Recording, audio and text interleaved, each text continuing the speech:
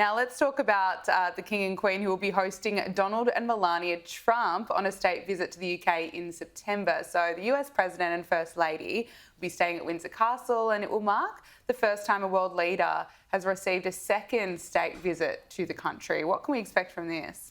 Well, they're arriving September 17 and they're spending 2 days at Windsor Castle of course, with Charles and Camilla. So Donald Trump and Melania will be there.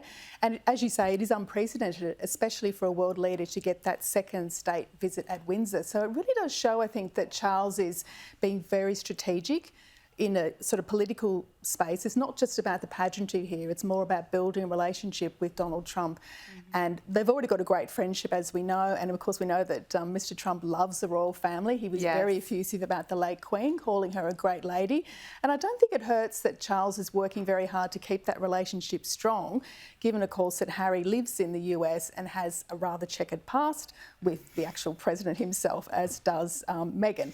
So I think, you know, Charles is being very strategic, he's being very savvy, and he just wants to keep that relationship strong with the US. I understand the invitation was delivered personally by the Prime Minister Keir Starmer in February when he had a meeting with Trump at the Oval Office. So Trump's had a long time to get very excited about this, and of course he is very excited, saying, you know, it's wonderful and it's beautiful and I can't wait to go over there and see them. So, you know, it's great. It's all really good news, I think, from the sort of US-British relations. Yes, and interesting, as you mentioned, the checkered past with Harry and Meghan. Well, after years of public estrangement with Prince Harry and King Charles, they may finally be inching towards reconciliation, with their senior aides spotted holding a private meeting in London. So it remains unclear at this point who initiated this meeting, but what would you say about this, Louise? Is this the most promising development we've seen so far in a potential patching up between Prince Harry and King Charles? I do think it is. I think the fact that Charles's aide actually went to the meeting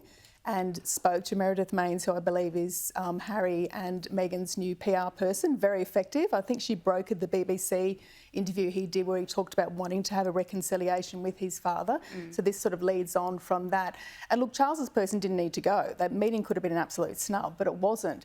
So, and also the fact, I think, that Charles and his team haven't put out any comms since that meeting. Now, somebody obviously tipped off the paparazzi because the meeting was held at a private club near Clarence House, and that photograph was done on a very long lens. So obviously someone was waiting to capture that picture. We don't know who tipped them off. I mean, we could speculate that maybe Harry's camp has more to gain from doing that. We just don't know.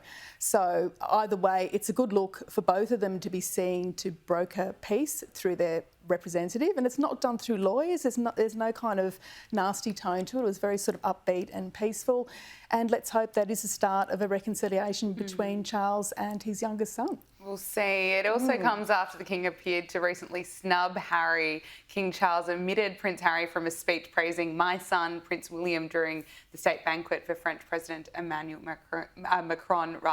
So reconciliation might be easier said than done, but... It could be, but let's hope that this is a new path forward for them, because they've both got a lot to gain, I think, from patching things up, and a lot to lose from continuing this sort of global feud that's been happening.